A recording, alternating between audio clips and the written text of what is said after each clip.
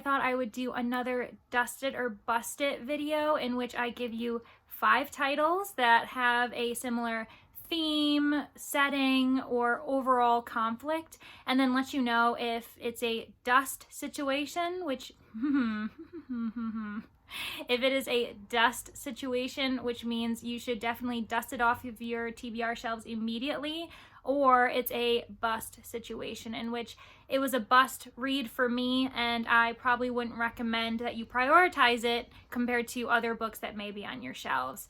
So today's theme is World War II settings. I have a bunch of books sitting in front of me, and I can't wait to advise you guys on what I felt about these books and whether I think you should read them immediately or consider reading something else first. Let's get into it. So I thought I would start off with titles that are lesser known and then end the video on the most well-known titles that are set in World War II. So the first book that I am going to be discussing is Heirlooms by Rachel Hall. Now, this is a book that is a bit personal to me because during my undergraduate career, one of my favorite professors happened to also be the author of this book. And it's honestly a brilliant read, especially if you're interested in the German occupation of France during World War II.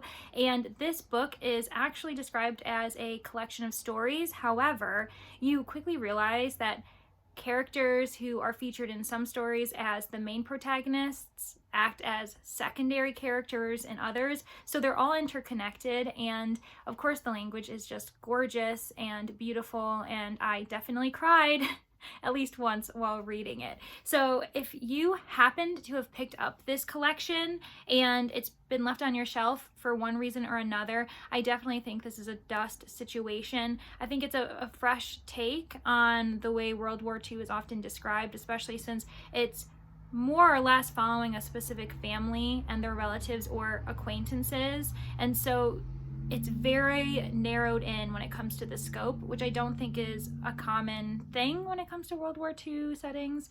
Yeah, I highly recommend it, and you should definitely dust it off your shelves. The second book that I'm recommending, if it's on your TBR and you really should read it soon, is actually My Little War by Louis Paul Boone. And you may not have heard of this book, so if it's not on your shelves and you're really looking for an obscure read, I'm actually going to recommend you probably should find a copy. I'm assuming that not many people have heard of this author, but he is Belgian, and this is a translation. So it was originally published in Old Flemish, and so now I have the English version. And the reason why I ended up actually buying this book in the first place was because I was preparing for my Fulbright year, which happened to be in Antwerp, Belgium, and I really wanted to get to know the culture of Belgium, not only the modern day culture, but also the historical significance that World War II and other horrific events occurred, especially with Belgium being such a tiny country and pretty much being controlled by every country surrounding it at one point or another. And so I thought that this was a brilliant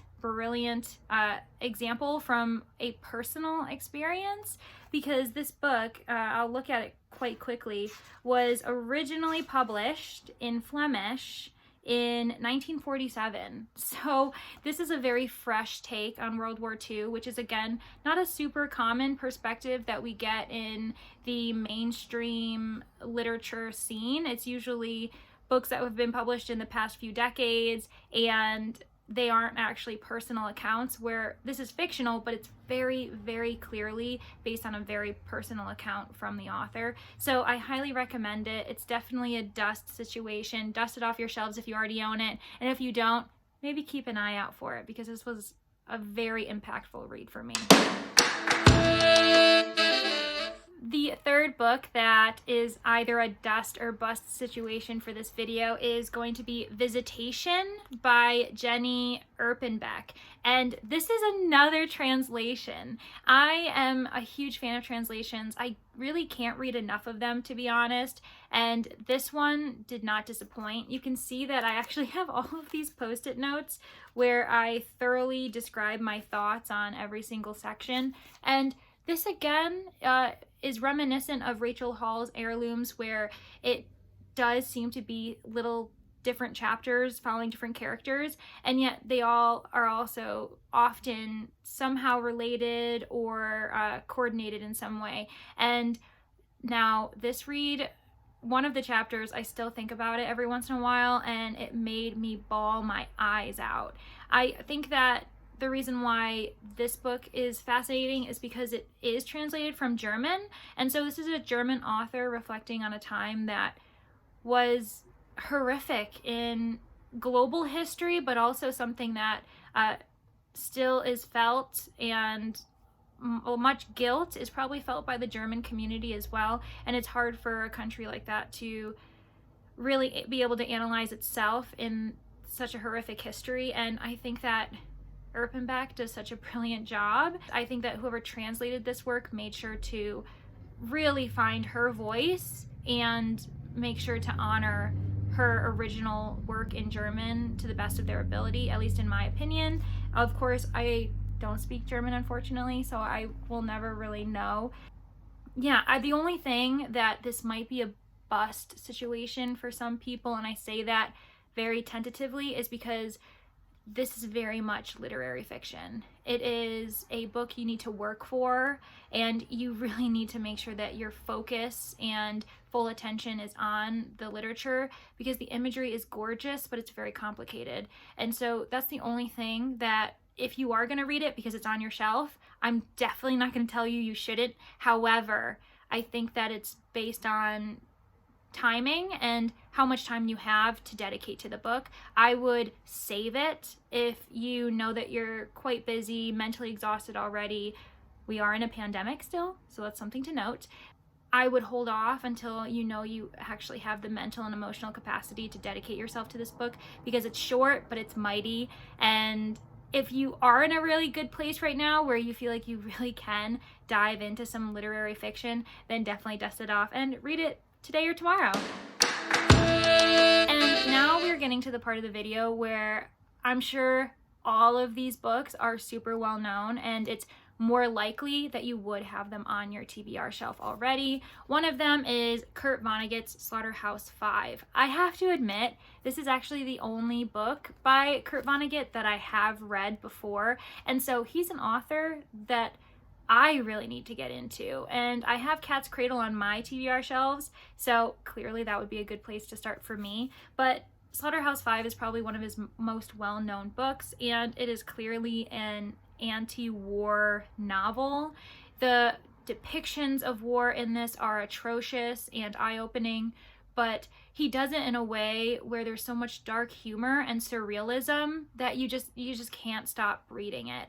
I think that this is probably the best book for someone who's never read him before to read. Again, it's the only book I've actually read, but I know that the bookseller who gave me this book did advertise it in that way, saying if you've never read anything by him, this is the place to start, and then you can grow your collection of his work from there. So I highly recommend that you pick this book up. It's definitely a dusting off the shelves situation, and I think that because it's such a classic, according to a lot of us modern readers, we don't really think about reading it too much because we're constantly seeing new publications every month, every year piling up, and so our eyes gravitate towards them because we think, oh, we've got time. You know, this book has been published for however many years, so we have time to read it. But I do think that this is probably a book you should prioritize sooner rather than later, because those newly published books, they will still be there in the next month or two, so don't worry about that. So yeah, be sure to read this soon.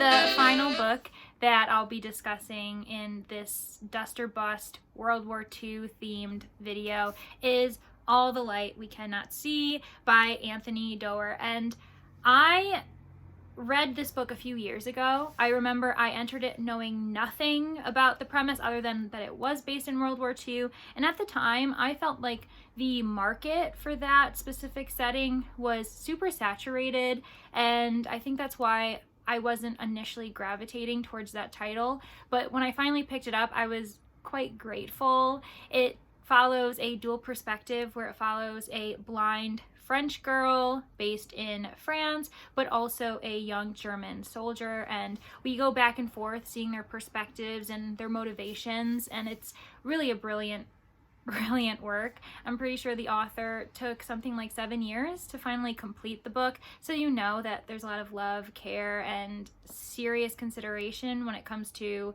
the setting, atmosphere, and just everything that goes on in the narrative itself. I also read a book by him that's a collection of stories called The Shell Collector, and that was also brilliant, so I'm just gonna slide that in there. If you have that on your shelves, you should probably read it too.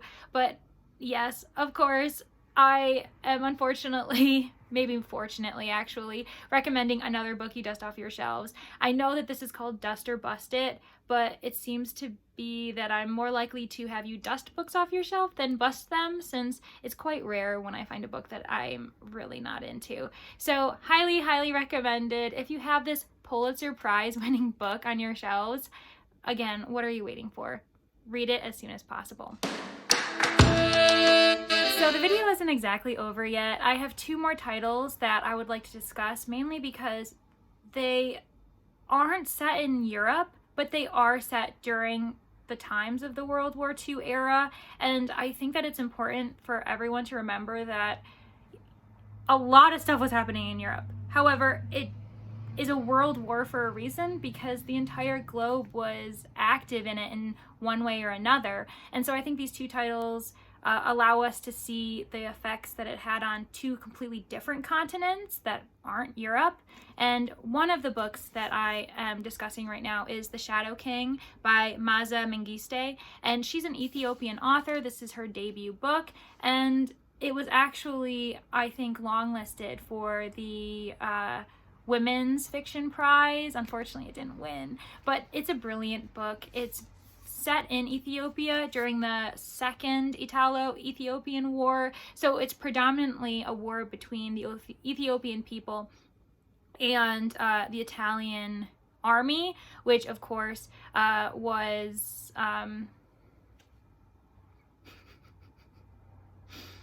what is his name? Mussolini, who was led by the Italian army was led by Mussolini. Okay, I'm back from that meltdown. So this is just a brilliant book that actually reminded me a lot of All the Light We Cannot See, because we have an Ethiopian young woman as one of the protagonists, and then an Italian soldier as another one, which you can easily see the parallels when it comes to the 2 characters who are in All the Light We Cannot See. So if you actually have read that book and you really loved the dynamic and the parallel storytelling, then this is definitely the next book you should read. So dust it off your shelves if you already have it, because you really won't regret it, I can't imagine. And the final book I'm going to be discussing in this video is Pachinko by Min-Jin Lee. This was the first experience I had from this author, and I since then have picked up her debut novel, which was Free Food for Millionaires, and both of those books, the one I'm holding and the one that is also on my shelf behind me, is amazing. She is such a great storyteller, especially for readers who love multi-generational reads or multi-perspective reads that focus within families, and Pachinko does both of those things. I believe it follows 3 or 4 generations of one Korean family, and it's set during World War II and a little bit before then, during the Japanese occupation of Korea, and then following that, the horrific Korean War that takes place, in which we have a North Korea and a South Korea, which we still have today. It's just such a fascinating take on World War II, mainly because it opens, at least it opened my eyes to what was happening in a completely different part of the world while everything was happening in Europe. And I just really appreciated that I got to learn about this side of history, especially since personally my experience in secondary school, middle school, and college didn't allow me to have access to that information. I always ended up only learning about what was happening in Europe during that time, when clearly Min Jin Lee has showed us that a lot was happening in like Japan, China, Korea, everything like that. So I'm just really grateful that Min Jin Lee is an author who can educate us when our school systems fail us in this way. So if you happen to have this book on your shelves, this is another dust it situation. So dust it off and just immerse yourself and get to know a wild, crazy adventure that these many generations have, and a lot of trials that they have to go through together and alone. So highly recommend. And those are all of my recommendations for World War II settings. Yes, they all ended up being dusted off situations, which I'm pretty sure I already addressed during the video. I really find it rare when I do say to bust off a situation. It's usually because there's something terribly problematic or morally wrong in those books. But for now, at least when it comes to the books that are during the World War II era, I found most books just books that I love. The only thing I think that I had to discuss with them, a few of them, is the timing. And obviously the larger books are likely the more complicated ones, or those who are labeled under literary fiction. Those are definitely going to be the tougher reads for people whose lives already keep them very mentally and emotionally stimulated. So if any of you have read the books and also agree that other readers should dust them off, please comment below and let everyone know that those titles actually are as brilliant as I say they are. And if you've made it to the end of the video and you've really enjoyed the content thus far, please give this video a like and consider subscribing to my channel. Other than that, I am grateful that you've decided to spend some of your day with me today, and I hope you have a great one. Bye guys!